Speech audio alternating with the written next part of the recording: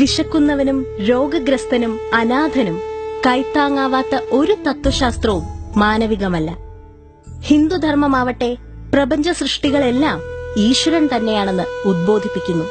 തത്വമസി എന്ന ഉപനിഷത്ത് വാക്യത്തിന്റെ പൊരുളും അതുതന്നെ.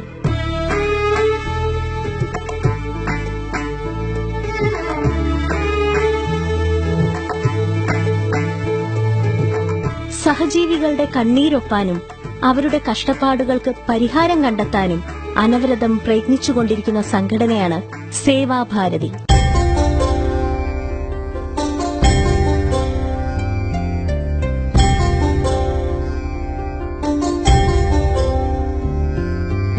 രാഷ്ട്രീയ സ്വയംസേവക സംഘത്തിന്റെ ആദർശങ്ങളിൽ നിന്ന് പ്രചോദനം ഉൾക്കൊണ്ടാണ് സേവാഭാരതി പ്രവർത്തിക്കുന്നത്.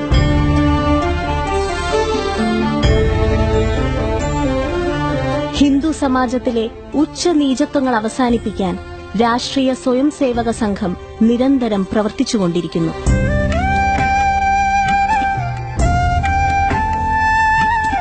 അഖില ഭാരത തലത്തിൽ സേവന പ്രവർത്തനങ്ങളെ ഏകോപിപ്പിക്കുന്ന സംഘടനയാണ് രാഷ്ട്രീയ സേവാഭാരതി. രാഷ്ട്രീയ സേവാഭാരതിയുടെ കേരള ഘടകമാണ് ദേശീയ സേവാഭാരതി കേരളം.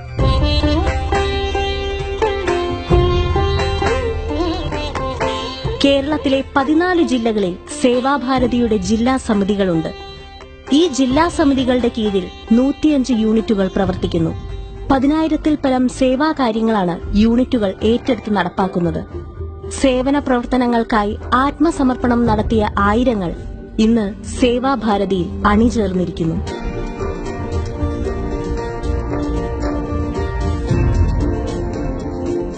ഭാരതത്തിന് സ്വാതന്ത്ര്യം കിട്ടി എന്നെങ്കിലും ഇന്നും ഒരു വിഭാഗം ജനങ്ങൾ സ്വാതന്ത്ര്യത്തിൽ നിന്നും സ്വാതന്ത്ര്യം അനുഭവിക്കുന്നവരല്ല.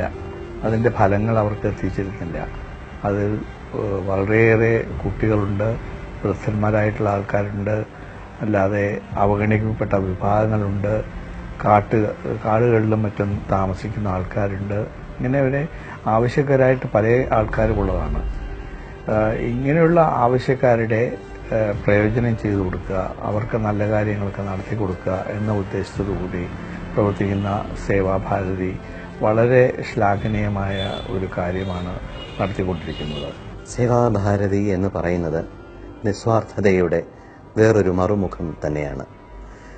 ഇന്ന് നമ്മുടെ കേരളത്തിലും ഇന്ത്യയിലെങ്ങും നടക്കുന്ന മനുഷ്യ കാരുണ്യ പ്രവർത്തനത്തിൻ്റെ വിവിധ മേഖലകളിൽ വളരെയധികം വ്യാപിച്ചു കിടക്കുന്നു സേവാഭാരതിയുടെ സഹായഹസ്തങ്ങൾ.